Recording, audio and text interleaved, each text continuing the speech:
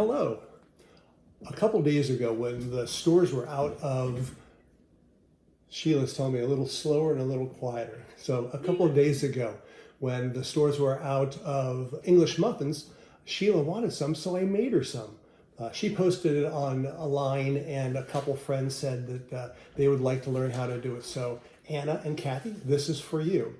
Now your ingredients for the English muffins are 1 1/4 cups of warm water, 105 to 115 degrees, 1 tablespoon of sugar, 1 teaspoon of yeast, 2 tablespoons of oil. You could use melted butter, but I used oil.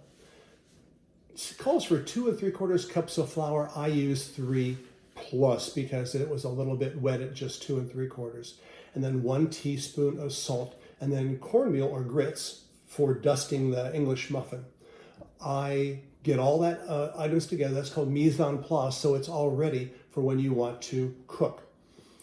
I did all that last night. So I took the warm water and sugar in this container. I stirred it up and sprinkled the yeast on top. And then I let it sit covered for 10 minutes. That was proofing the yeast. After that 10 minutes, I added the oil and the salt to this mixture, stirred it up. I had the flour in my mixer bowl, and I poured this water in and then put the dough hook on, and I let it stir for 2 minutes. After it stirred for 2 minutes, I scraped the sides down, and then I'm looking at my mixer over there, and then I turned it up on medium for 5 minutes. After that 5 minutes with the dough hook, it was then still pretty sticky, so I oiled my hands, I scraped it out, and I put it into an oil bowl and left it overnight in the refrigerator so it could develop flavor.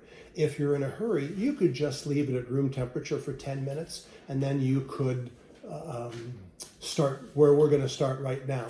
So I'm going to oil up my hands so that the dough doesn't stick, and I'm going to take the dough out. Whoops, I'm going to put a floured surface down here. This is on the counter, so a floured surface, because this is still pretty sticky.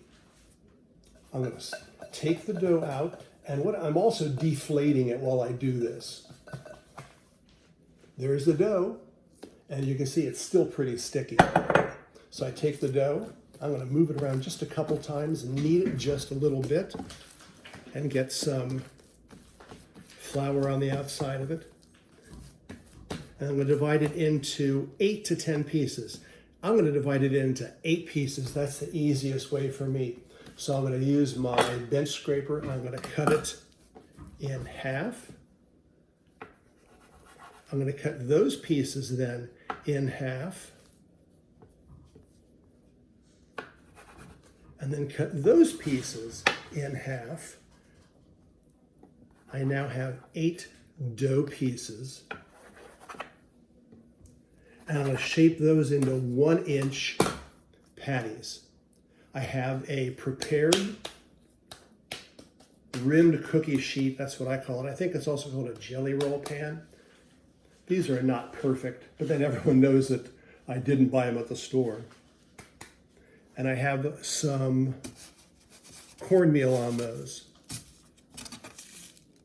I like lots of cornmeal on mine. The cornmeal also help to keep it from sticking. I use a little more flour,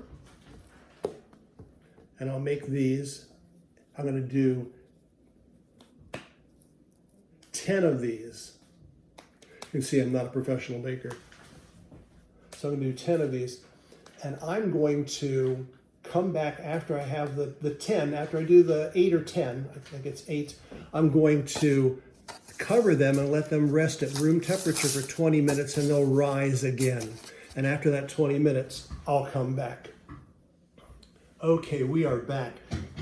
Since I turned it off a moment ago, I let the 8 discs of dough rest for 20 minutes. They've puffed up a little bit. I'll take it, you can take a look at them here. Let's see, there we go. And they're not very regular. I then have 3 discs already in the electric skillet, and that's on 300 degrees. So there's a total of 8 of them, and you could probably get by with doing even more, and they'll be a little bit smaller than they were, or than they are now. So they've been in now for almost 8 minutes, and I'm just going to check to see if they are slightly browned on the bottom.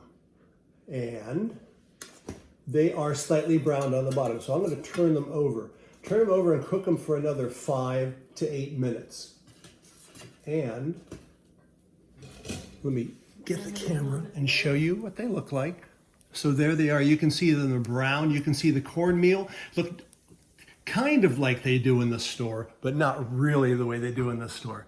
Those are, I'm not an exact person. And so those are pretty much done. We've now made 3 English muffins. I have 5 more to go, and I'll just repeat the process after the 5 minutes there. I'm then going to take the English muffin, and instead of cutting them with a knife, I'm going to put them on this wire rack so they can cool. They'll cool for about 15 minutes or so. And then instead of cutting them with a knife, I take 2 forks and go around the outside, breaking it open, and it helps to improve the nooks and crannies.